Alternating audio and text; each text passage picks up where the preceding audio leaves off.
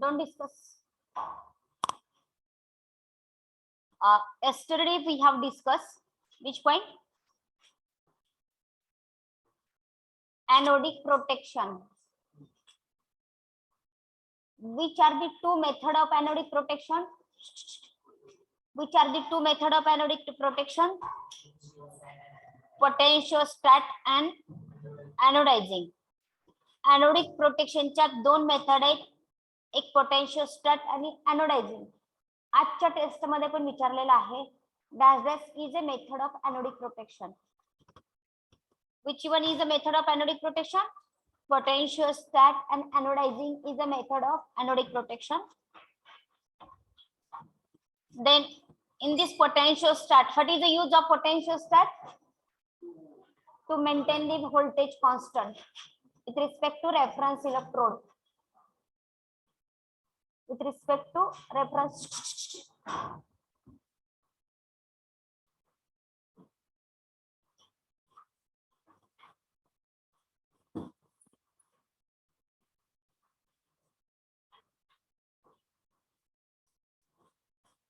Then anodizing. In case of anodizing, don't discuss.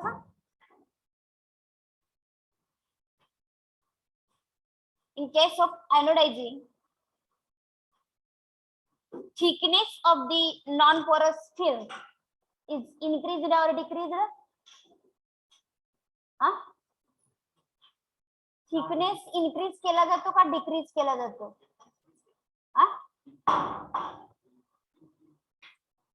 Decrease की increase? Increase केला जात असतो. Which electrolyte is used here? S2SO4. Which process is used? Electrolysis process is used here. Then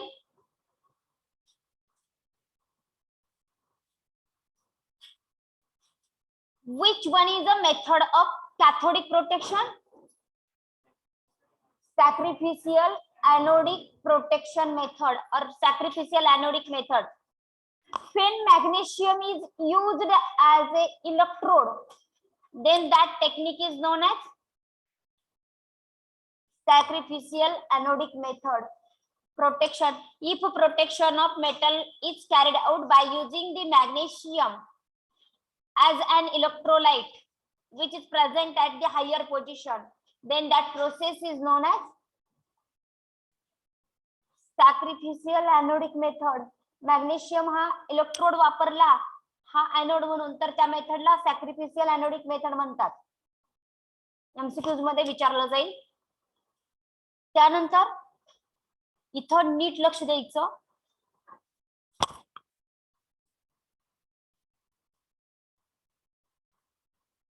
cross sectional area जर लेस असेल तर corrosion हे लेस असतं आणि त्यावेळेस इलेक्ट्रिकल रेजिस्टन्स हा जास्त असतो. तीन शब्द लक्षात ठेवायचे. Which one? Corrosion, corrosion, cross sectional area आणि इलेक्ट्रिकल रेजिस्टन्स. तिन्ही मधले नीट लक्ष द्या. तिन्ही मधले दोन डिक्रीज आहेत, पहिले दोन, आणि लास्ट वाला इन्क्रीज आहे. Don't confuse. बराच वेळेस बराच वर्षापासून हा एमसीक्यूज पडतो आहे आणि बराच वेळेस मुलं चुकतायत कारण एमसीक्यूज मध्ये दोन फिलिंग ब्लँक्स विचारलेले असतात. लक्षात आलं का? दोन म्हणजे दोन शब्द विचारले जातात. हा डिक्रीज पण नसतो, हा डिक्रीज पण नसतो, हा इन्क्रीज असतो, किंवा हा डिक्रीज असतो, हे दोघ जण नसतात. असा एमसीक्यूज विचारला जातो. दोन फिलिंग ब्लँक्सचा एक एमसीक्यूज विचारला जातो. So that it causes confusion to you. Read it carefully and then write answer. इफ corrosion decreases, then cross sectional area decreases, electrical resistance increases. Are you getting? Which dash method is used to measurement of corrosion? weight loss method and electrical resistance method is used for measurement of corrosion, not a prevention of corrosion. तिथून खालच्या सॅक्रिफिशियल anode वगैरे ह्या technique आहेत ना, त्या prevention of करोजनच्या आहेत. But this weight loss method and electrical resistance method, this method is only used to measurement of corrosion. Confuse केलेलं असणार आहे, कन्फ्यूज व्हायचं नाही. डीप मध्ये नाही स्टडी केला तर हेडिंग स्टडी केला तर तुम्हाला सगळे एमसीक्यू सोडवता येतात, फक्त व्यवस्थित सिस्टमॅटिकली करावं लागतं. Then higher the position in galvanic series, then dash dash is the rate of corrosion. Higher is the rate of corrosion. Okay. If temperature increases, then rate of corrosion dash dash increases. Okay.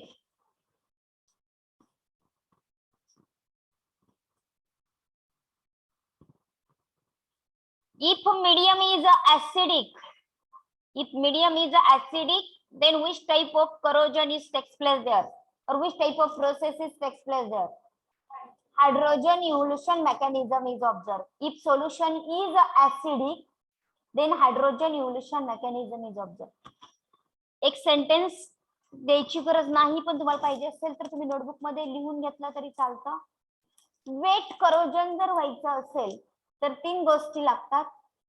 One is a solution, here solution, नंतर त्याच्या खालचा point पण weight corrosion मधला solution एक लागतो.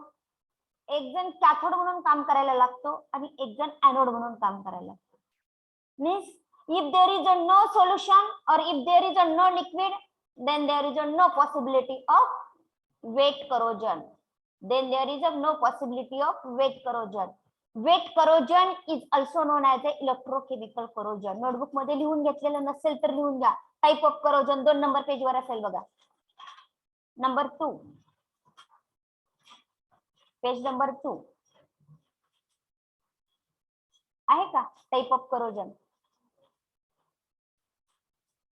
Type of corrosion सापडते का? Dry corrosion आणि वेट करोजन दिलेला आहे शब्द, तर तिथं दिलेलं आहे का मी वेट करोजनला ऑब्लिक इलेक्ट्रोकेमिकल करोजन लिहा, तिथे electrochemical corrosion.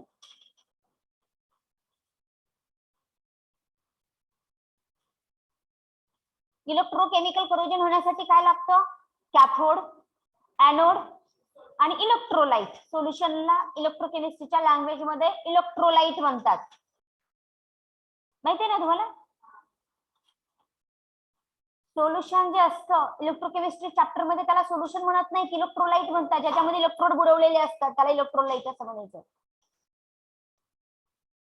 If there is a no solution, then there is a no possibility of electrochemical corrosion. Are you getting? Process of corrosion is a rapid and continuous in case of dash dash volatile film. Dash dash is an example of volatile film. Molybdenum is an example of volatile film. What is my sentence? Last sentence. मी लास्टला काय बोलले? Please.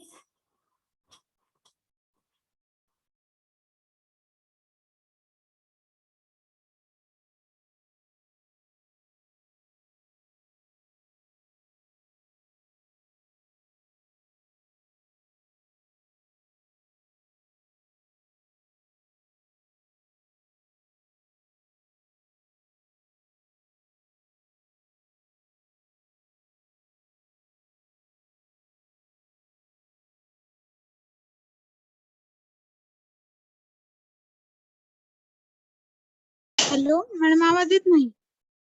Mute केलं होतं पण आवाज येत नव्हता. ठीक आहे, सर्वांनी लक्ष द्या. कशासाठी चाललंय? कशासाठी चाललंय? आज टेस्ट आहे, जेणेकरून टेस्टला चांगले मार्क पडले तर मला आयसीए ला इंटरनल मार्क तुम्हाला चांगले देता येतील म्हणून. कारण इंटरनल मार्क देताना ऑफलाईन नसल्यामुळं प्रूफ दाखवावे लागतात. या मुलाला एवढे मार्क दिलेत म्हणजे आता समजा मला एखाद्या मुलाला 25 पैकी 25 मार्क द्यायचे असतील, माझ्याकडे प्रूफ पाहिजे ना काहीतरी.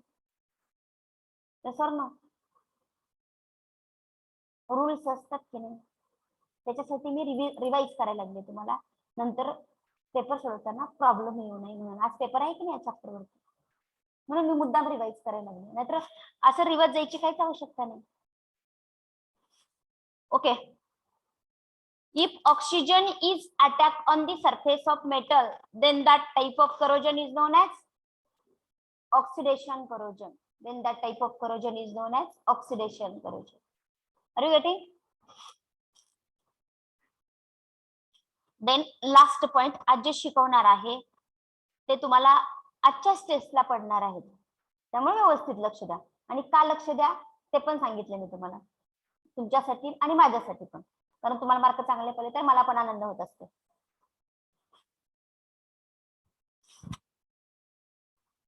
Okay.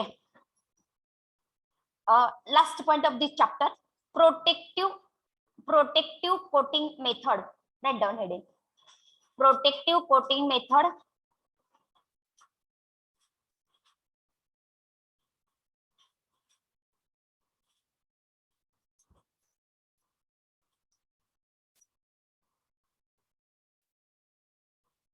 Out of which first one is a anodic coating, second one is a cathodic coating.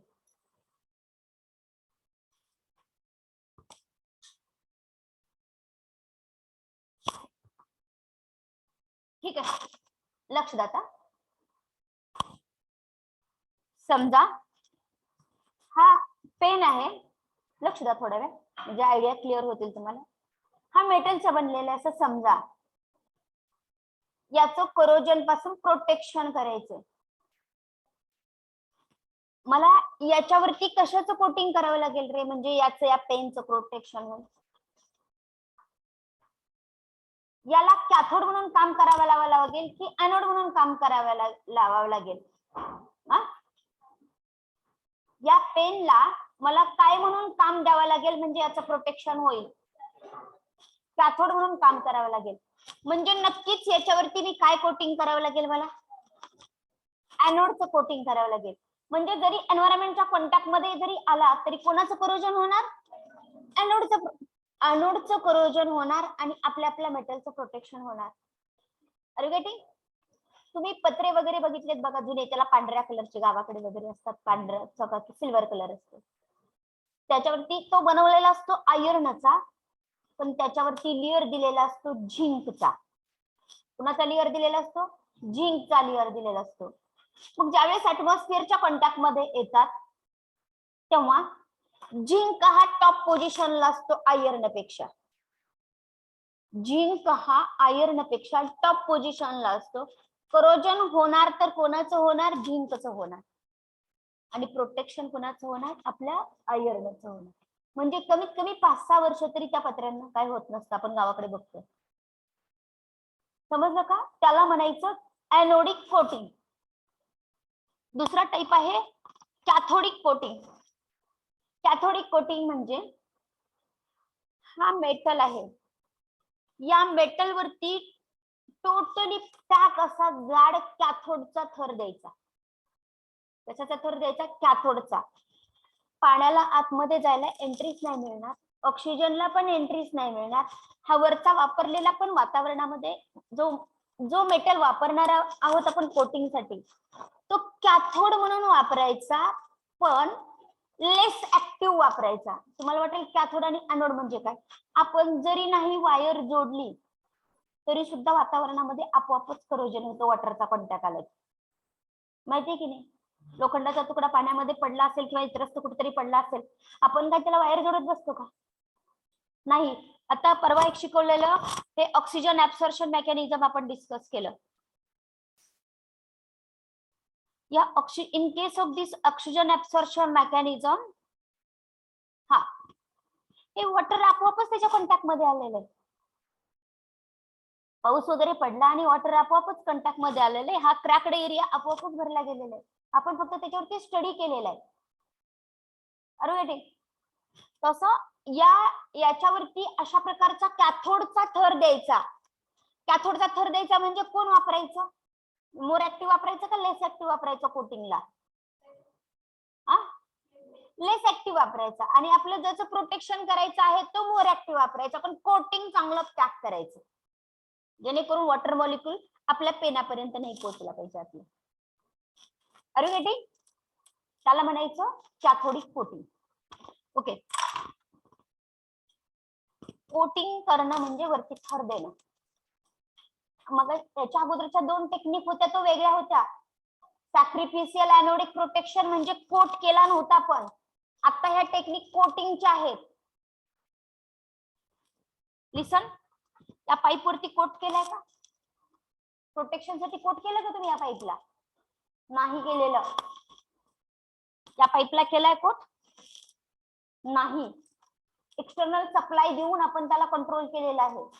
तसं या ज्या मेथड आहेत, आता आज ज्या स्टडी करायच्या ज्या मेथड आहेत त्या 2 मेथड आहेत. एक म्हणजे कॅथोडचं कोटिंग करायचं, कोटिंग करायचं म्हणजे कोट बसवायचं त्याच्यावरती, आवरण आणायचं, आणि एनोडिक कोटिंग.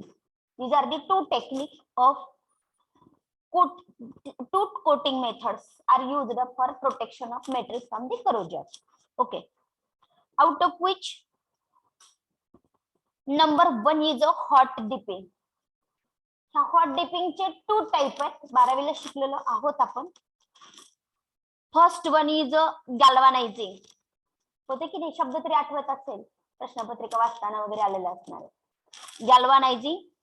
हॉट डिपिंग चे 2 टाइप आहेत. Number 1 is galvanizing and another one is a tinning. आणि हे 2 हॉट डिपिंग चे टाइप आहेत. हे hot dipping, which are the 2 type of hot dipping? galvanizing आणि टिनिंग. आणि कोटिंगचा नेक्स्ट टाइप आहे मेटल क्लॅडिंग. मेटल क्लॅडिंग म्हणजे आपण पेपरला जसं लॅमिनेशन करतो ना, तसं मेटलच्या एकदम खाली आणि वरती 2 मेटल ठेवायचे, प्रेशर अप्लाय करायचं, टेम्परेचर अप्लाय करायचं, युनिफॉर्म असा थर तयार होतो त्याच्यावर, त्याला म्हणायचं मेटल क्लॅडिंग. ओके, आजच्या टेस्ट मध्ये हे 3ही पॉइंट टाकलेले आहेत, फक्त लक्ष द्या. आता खूप सोपा पॉइंट आहे आणि सगळ्यांना आवडणार आहे, पटकन समजून जातो मुलांना. लिसन, हॉट डिपिंग, लक्ष द्या. आता एक मेटल आहे, त्याचा मेल्टिंग पॉइंट कमी आहे. नोटबुकच्या लास्ट पेजला जावा, म्हणजे काय मी जे बोलते ती फक्त जे लिहून घ्या म्हणते ते घ्यायचं फक्त. हा हा, Fe लिहा, Fe वर्ड लिहा. Fe म्हणजे आयर्न. Fe याचा मेल्टिंग पॉइंट आहे 1530. आपण स्टडी केलेला आहे मेटल अलॉय सिरॅमिक चॅप्टर मध्ये. सेकंडला जडियन, याचा मेल्टिंग पॉइंटला 419, 419. हा, समजा आता 2 केस मी सांगणार आहे तुम्हाला. मी आयर्नला मेल्ट केलं, नोटबुक मध्ये बघायचं, माझ्याकडे नाही लक्ष द्यायचं. आयर्नला मेल्ट केलं आणि त्याच्यामध्ये जर झिंक टाकला तर काय होईल रे? काय होईल बोला online members. Hello hello hello. Yes ma'am. हा, आयर्नला मेल्ट केलं आणि त्याच्यामध्ये झिंक टाकला, काय होईल? दोन्ही मिक्स होतील की नाही एकमेकांमध्ये? झिंक टाकल्या लगेच विरघळून बसेल की नाही? या सर नो. हा, ही एक केस झाली. सेकंड केस आता सांगते बघा, त्याची सेकंड केस सांगते. झिंकला मेल्ट केलं आणि त्याच्यामध्ये आयर्नला डिप केलं, व्हॉट विल हॅपन? हा, tell me. Whether iron get melted or not? At that temperature, there is no reaction on the anode. There is no reaction on iron. only coating of zinc is takes place on the surface of the iron.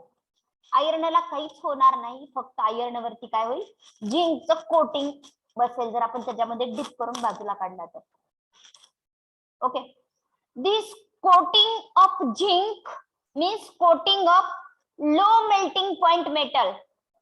Notebook मध्येच बघायचं, coating of low melting point metal. What is the name of low melting point metal? Zinc on the surface of high melting point metal.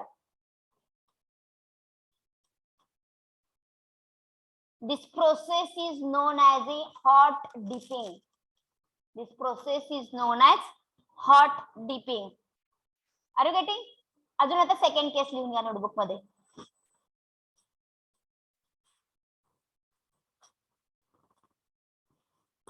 Fe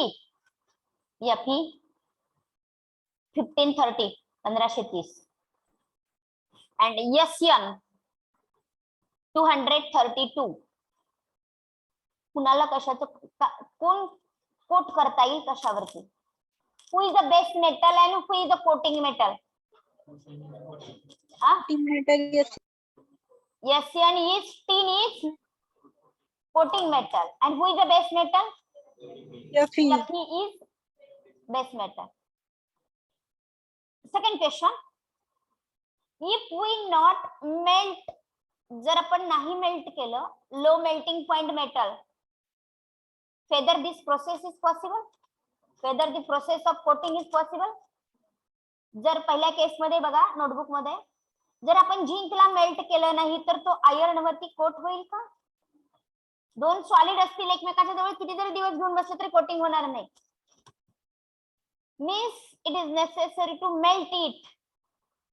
दुसऱ्या case मध्ये कशाला melt करावं लागतंय? SN ला, tin ला melt करावं लागतंय. म्हणून या टेक्निकचं नाव काय आहे? हॉट कंडिशन मध्येच डीप करावं लागतं. कूल झालं की सॉलिड होतात मेटल्स, म्हणून हॉट कंडिशन मध्ये डीप करावं लागतं. So that this method is known as hot dipping. Are you getting what is meant by hot dipping? Tell me here which metal is a coating metal and which metal is a base metal here? Here zinc and tin. खूप मुलांना टिनचं symbol येत नाही. टिटॅनियमचं symbol टिनला दिलेलं असतं आणि बरोबर 2 mark गेलेले असतात. भरपूर जणांना वाटतं जनरल आहे, बघितलं की वाटतं, आणि बरोबर एमसीक्यूज मध्ये तिथे TI दिलेलाच असतो तुम्हाला फसवण्यासाठी. TI पण असतो आणि SN पण असतो. तुम्ही काय करता घाईमध्ये TI ला क्लिक करून बाजूला होता, कारण आपल्याला टिन माहित असते. मग टिनचा सिम्बॉल काय आहे? SN. Are you getting? The process in which, आता अजून नोटबुक कडे बघा, process in which zinc is coated on the surface of the iron, this process is known as galvanizing. This process is known as galvanizing.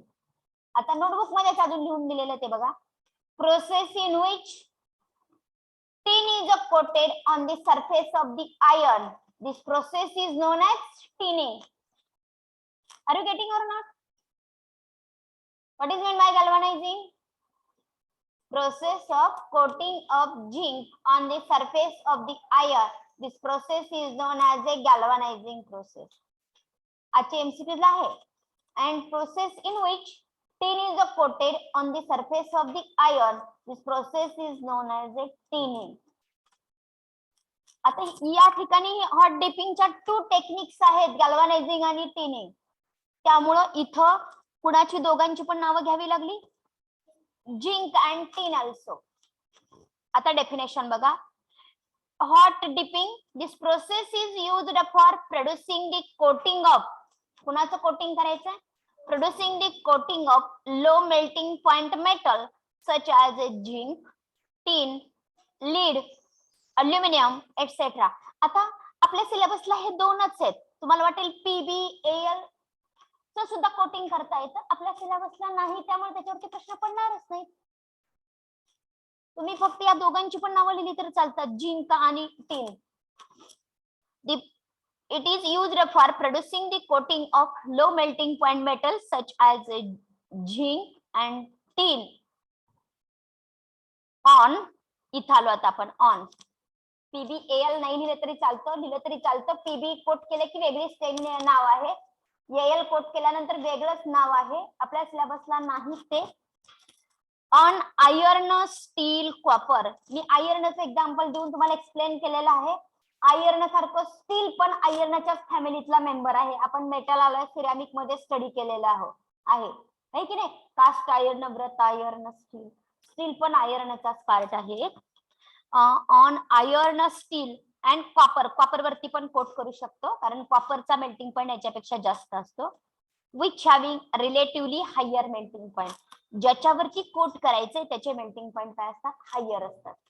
R you getting or not. फक्त इथपर्यंत point पर्यंत लिहून घ्यायचं, इथपर्यंतच लिहा, इथपर्यंत. आणि हे दोन नावं लिहू नका म्हणजे तुमचं कन्फ्युजन कळेल. एटसेट्रा पण लिहायचं नाही, PbAl आणि ETC शब्द लिहायचे नाही.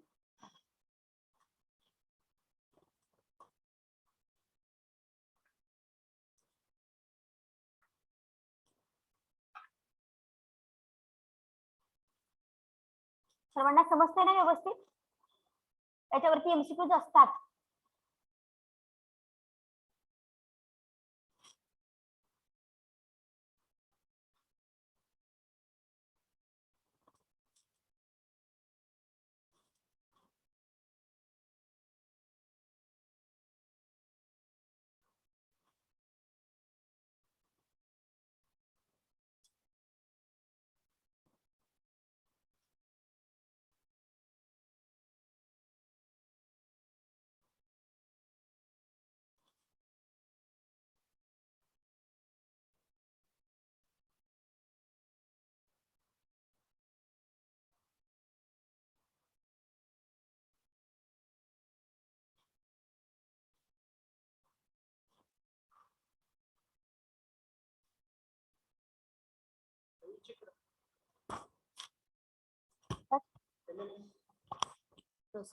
After completion of lecture, I will.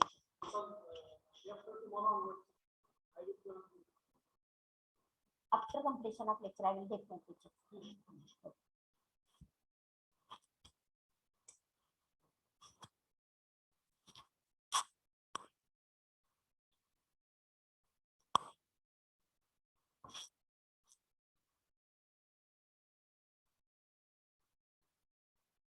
और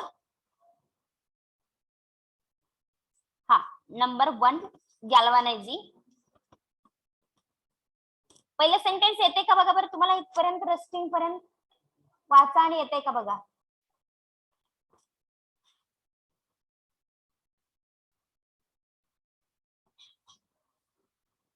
फक्त सेंटेन्स फिरवलेलं आहे. का टाकले मी तसं, एक्झाम मध्ये कसंही विचारलं जाईल म्हणून कसंही टाकलं, दोन्ही टाईपचं टाकलेलं. इथं वाक्यरचना वेगळी आहे. Process of coating. आता कुणाचं कोटिंग करायचंय, आयर्नचं. कशाने कोटिंग करायचंय, बेस मेटल कोण आहे, आयर्नच आहे.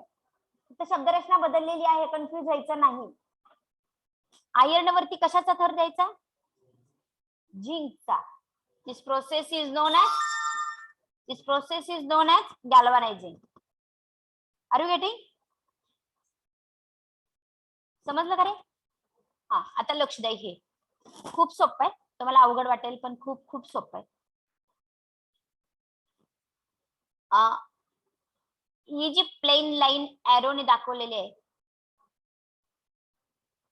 This line is nothing but it is iron sheet. Which line,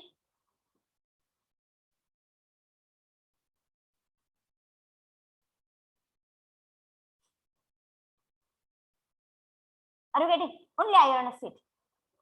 Line indicate iron sheet. This circle means it is used to move the iron sheet in forward direction. पुढे ढकलण्यासाठी वापरलेला आहे. हे सगळे circle जेवढे आहेत तेवढे सर्कल ऑटोमॅटिक प्रोसेस आहे म्हणून दाखवलेले तसं. Then here is acid. Why this acid is used? used आपण साधं कलरिंग वगैरे जरी घराला करायचं असेल तरी अगोदर साफ केलं जातं, कारण ते डस्ट काय करतं, डस्ट पार्टिकल इफेक्टिव्ह होऊ देत नाहीत ती प्रोसेस. म्हणून क्लीन करण्यासाठी, आयर्न सीट क्लीन करण्यासाठी फर्स्ट ऍसिड मध्ये डीप केलं जातं. ऍसिड मध्ये डीप करण्याच्या प्रोसेसला पिकलिंग असं म्हणायचं असतं. माहिती आहे पिकल? ऍसिड मध्ये डीप करण्याच्या प्रोसेसला पिकलिंग असं म्हणायचं. पिकलिंग का करायचं? क्लीन करण्यासाठी. काय क्लीन करायचं? दिस सोल्युशन नव्हे, हे आयर्न सीट, कारण आपल्याला कोटिंग करायचं हे बघा इथं झिंकचं. म्हणून अगोदर सरफेस एरिया स्वच्छ करून घेण्यासाठी. या सोल्युशन मध्ये किती वेळेस ठेवून द्यायचं ते? 15 ते 20 minute. Are you understand this first sentence? Read it.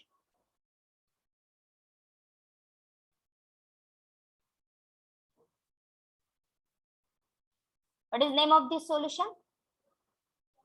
H2SO4. कशासाठी H2SO4 मध्ये डीप केलेले? क्लीन करण्यासाठी. किती मिनिटासाठी ठेवलेला आहे? 15 to 20 मिनिट. देन त्याचं टेम्परेचर किती असणार आहे इथे? 60 to 90 डिग्री सेल्सिअस. इथं टेम्परेचर, या वॉटरचं टेम्परेचर, H2SO4 चं टेम्परेचर किती असणार आहे? 60 to 90 डिग्री सेल्सिअस. या ट्रीटमेंट मुळे काय काय रिमूव्ह होतं? त्याच्यावरती जर कशाचा थर आलेला असेल, त्याच्यावरती वातावरणामध्ये ऑक्साईड तयार झालेले असतील, वातावरणामध्ये तो आयर्न पडल्यामुळे त्याच्यावरती रस्ट आलेला असेल, ते सर्वच रिमूव्ह होतं. काय काय क्लिनिंग होतं? स्केल रिमूव्ह होतं, ऑक्साईड लेयर रिमूव्ह होतो, त्याच्यावरती गंध वगैरे चढला असेल तर रिमूव्ह होतो. काय केल्यामुळं? H2SO4 मध्ये डीप केल्यामुळे. Are you getting? इथपर्यंत कळालं? Then this iron acid is then passed into water. Why it is passed into water? When this iron acid came from this acidic solution, at that time surface of the iron is covered with the acid.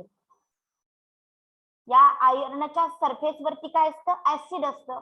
ते पण नकोय आपल्याला. ते remove करण्यासाठी distil water मध्ये बुडवलं जातं, आणि distil water मधून म्हणजे आपण म्हणत नाही का, विसळून घेतलं जातं.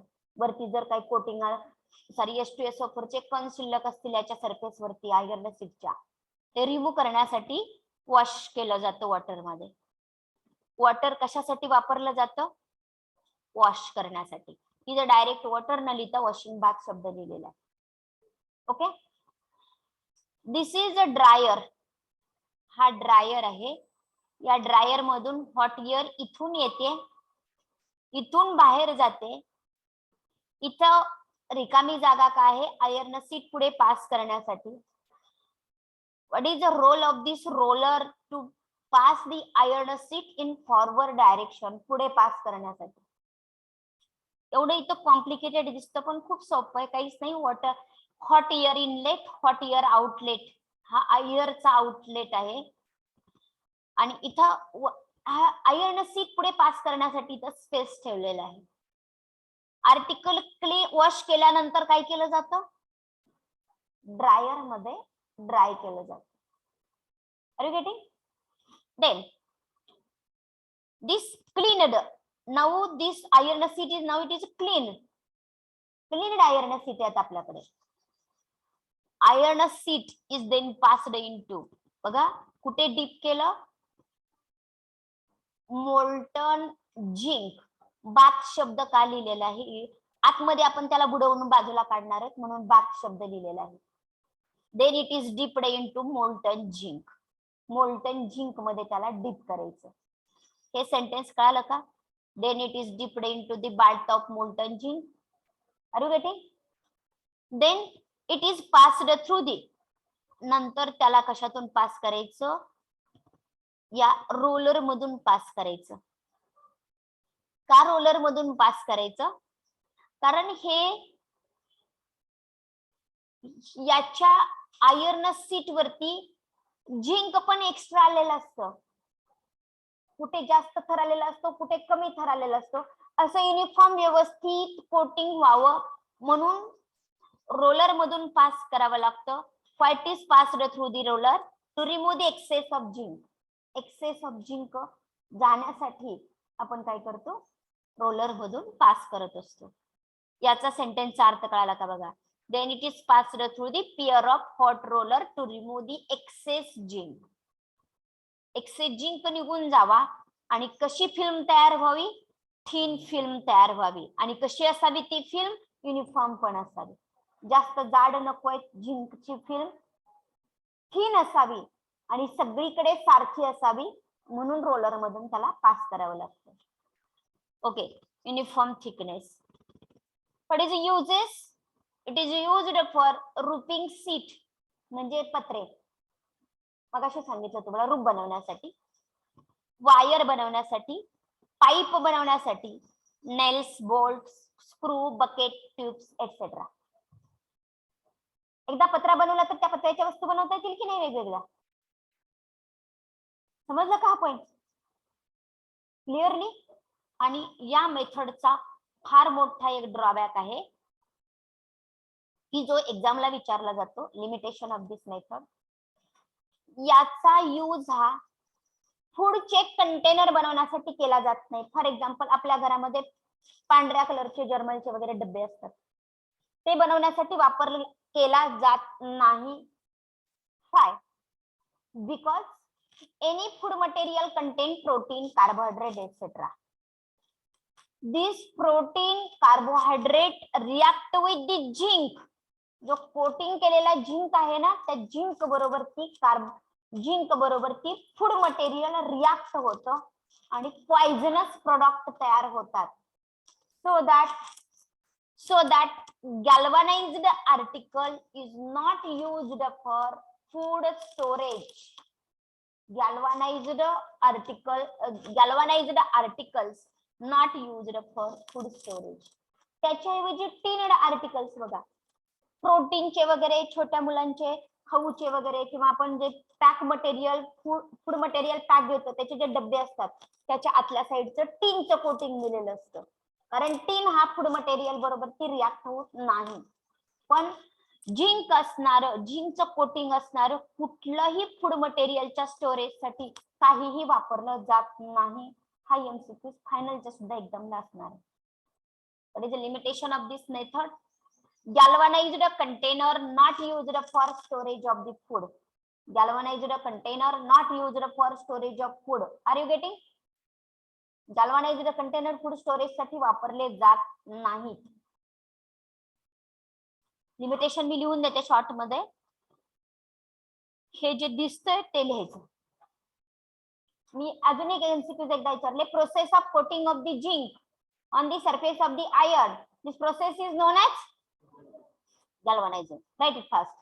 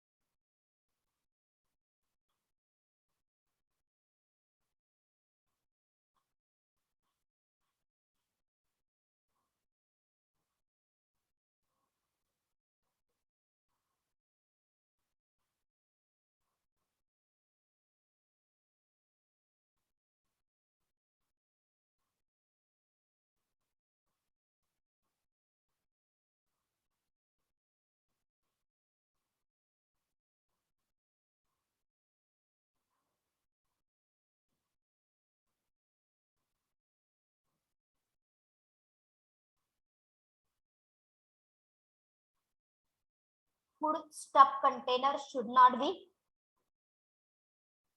Food stuff container should not be galvanized.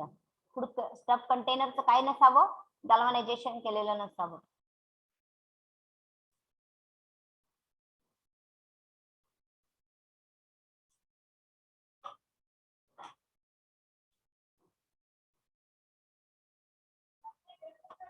हो डायग्राम पण काढायची.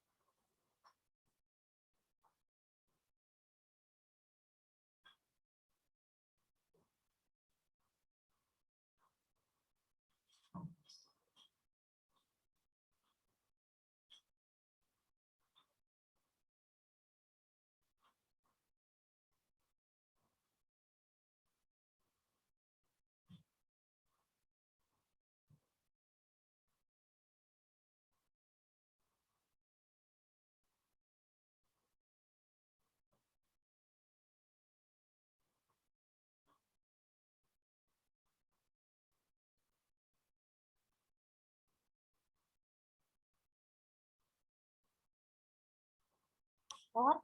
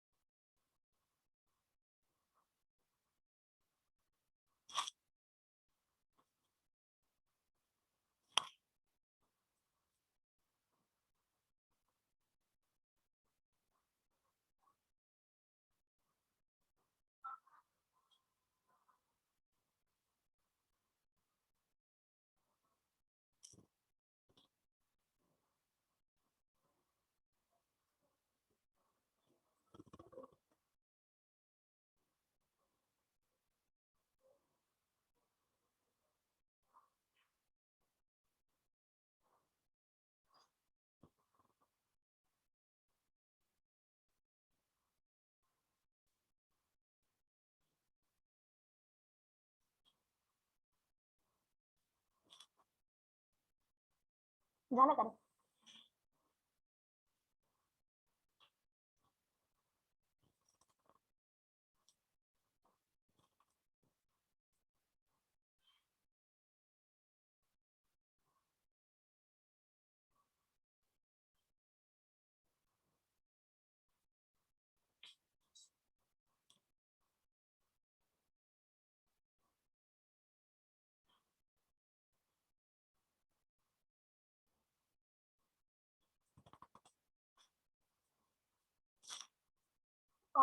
एखाद्या वेळेस प्रत्येक डिव्हिजनला पेपर वेगळा असेल आता आजचा केमिस्ट्रीचा, कारण प्रत्येकाने वेगवेगळा सिलेबस दिलेला आहे. दुसऱ्या डिव्हिजनचा पेपरची लिंक रेफर करू नका. काही काही डिव्हिजनला पॉलिमर वरती टेस्ट आहे आज, बी डिव्हिजनला वगैरे, तर तुम्ही ते रेफर करू नका.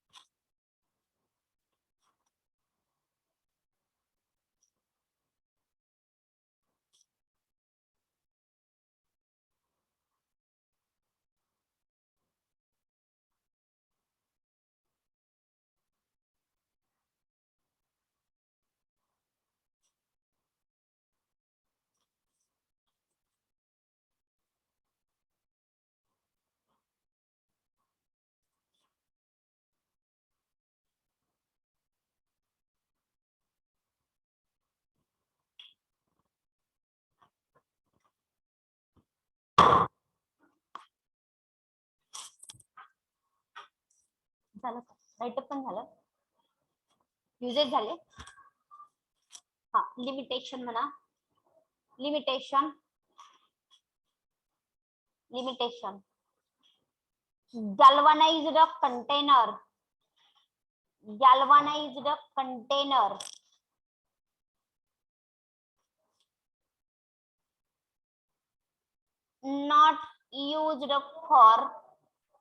not used for food storage.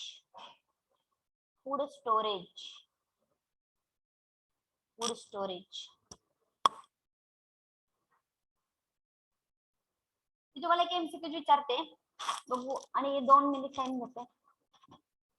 Dash is employed for material to be used in the form of thin wire or strip.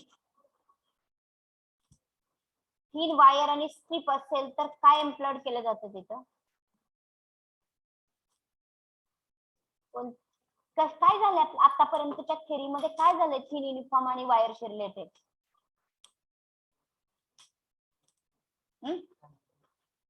गॅल्व्हनायझिंगचं तर नाही, तिथं काही शिकवलं नाही. थिन वायर और स्ट्रिप, थिन वायर, बारीक वायर एकदम.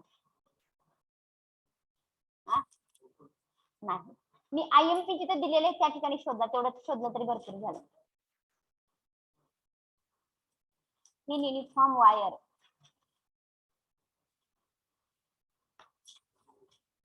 मेजरमेंट ऑफ करोजन मध्ये इलेक्ट्रिकल रेजिस्टन्स मेथड मध्ये पहिलं सेंटेन्स काय दिलेलं आहे बघा बरं,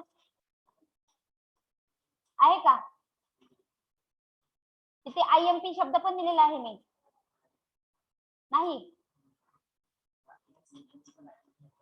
आहे, कन्फ्यूज करणार आहे म्हणून सांगितलं तुम्हाला पण. Okay, next point. Tinning, write down heading tinning.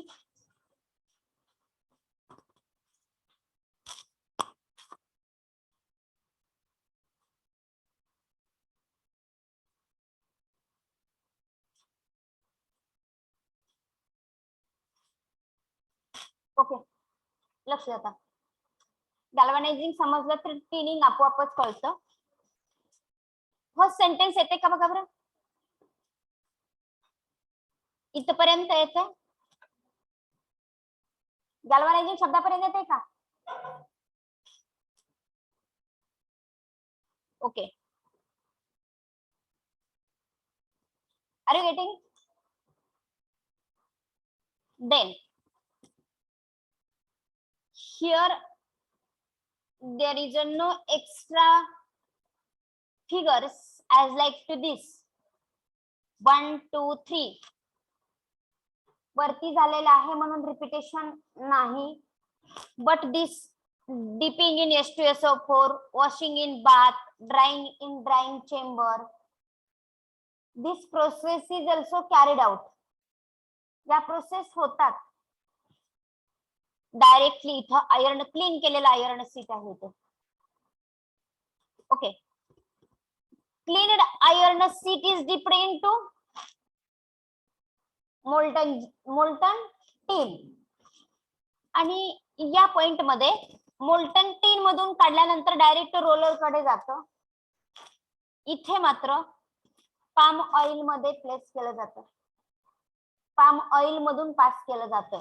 म्हणून इथलं फर्स्ट सेंटेन्स समजते का बघा, zinc coating in galvanizing and tin coating in tinning. Then in galvanizing, iron sheet after passing through the molten zinc directly come out. And then annealed. Annealed म्हणजे heat करून cool करणे. While in tinning, iron sheet after passing through the molten metal means tin, passed through the palm oil before it come out. पहिल्या technique मध्ये direct come out होते. या technique मध्ये बाहेर come out होण्याच्या अगोदर कशामध्ये पास करावं लागतं, पाम ऑइल मधून पास करावं लागतं. अरे गेटिंग और नॉट? पाम ऑइल मधून का पास करावं लागतं? हा जिंक आहे ना, हा जो जिंक आहे कोटिंग करणारा, तो स्वतः एनोड म्हणून काम करणार आहे. आतला मेटल कॅथोड म्हणून काम करणार आहे. ज्यात आयर्न जो आहे तो कॅथोड म्हणून काम करणार आहे. करोजन होणार आहे तर कोणाचं करोजन होणार आहे? जिंकचं करोजन होणार आहे. मात्र या प्रोसेस मध्ये टीनचं कोटिंग देतोय आपण. टीन हा कॅथोड म्हणून काम करतो आणि आपला मेटल आहे तो एनोड म्हणून काम करतो. जरी छोटे छोटे पोर्स शिल्लक राहिले तर ते सुद्धा पूर्ण सील व्हावेत म्हणून त्याला पाम ऑइल मधून पास केलं जातं. Are you getting? समजलं का? वरच्या प्रोसेस मध्ये वरच्याच करोजन होणार आहे, पण या प्रोसेस मध्ये तो पूर्ण सील केल्याशिवाय आतल्या मटेरियल, मगाशी मी पेनचं एक्झाम्पल सांगितलं तुम्हाला. आपला जर एनोड म्हणून काम करणार असेल आपला मेटल आणि आपण जर कॅथोडचं कव्हर देणार असेल, कॅथोडचा कव्हर करणार तर थर हा जाड पाहिजे, आतमध्ये अजिबात एंट्री नाही. अशी सिस्टीम तयार करावी लागणार आहे आपल्याला. समजलं का? So that it is passed through the palm oil. सगळेजण सॅटिस्फाय आहात का? जर तुम्हाला काही क्वेश्चन असेल तर विचारा, म्हणजे तुम्हाला आयडिया येते. Okay, uses. Tin coating is a non toxic. Galvanized coating हे टॉक्सिक आहे. मगाशी सांगितलं झिंक हा कार्बोहायड्रेट बरोबर ती प्रोटीन बरोबर ती इझिली रिॲक्ट होतो, त्यामुळं पॉइझनस प्रोडक्ट तयार होत असतात वरच्या मेथड मध्ये. पण टिनिंगच्या प्रोसेस मध्ये टिनचं कोटिंग जे झालेलं आहे ते टॉक्सिक नाही. It is widely used for coating metal. तो कोटिंग मेटल म्हणून खूप ठिकाणी वापरला जातो. Copper and brass sheet used for manufacturing of foodstuff साठी, घी पॅक करण्यासाठी, ऑइल पॅक करण्यासाठी, केरोसिन पॅक करण्यासाठी, अशा सर्व पॅकिंग मटेरियलचे पॅकिंगचे जे टब असतात ते सगळं बनवण्यासाठी गॅल्व्हनाइज्ड कंटेनर वापरले जातात. तुम्हाला आयडिया पण आलेली असेल की जे पत्र्याचे डबे असतात त्याच्या आतनं वेगळाच कलर असतो, फेंट गोल्डन कलर दिले असतो. तर फेंट गोल्डन कलर म्हणजे कशाचा असतो, तर टिनचा असतो. सर्वांना क्लिअर झालं? वरच्या मेथड मध्ये आणि याच्यामध्ये काही सुद्धा बाकी फरक नाही. फक्त खालचं काय लक्षात ठेवायचं, इथलं विचारून काहीच विचारणार नाही, कुठली मेथड पुढच्या स्टोरेजसाठी वापरली जाते. Can you able to write? आपण पळवत वगैरे काही सिलेबस नाही, समजलेलं आहे तुम्हाला सर्व. Write it.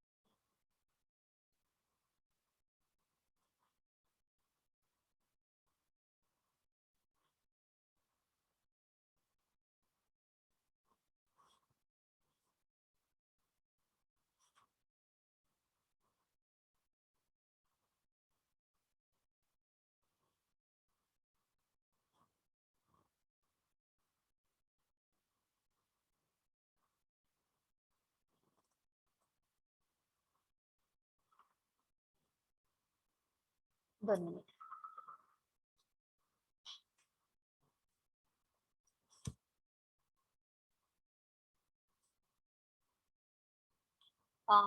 नेक्स्ट लेक्चरला बघूयात आपण.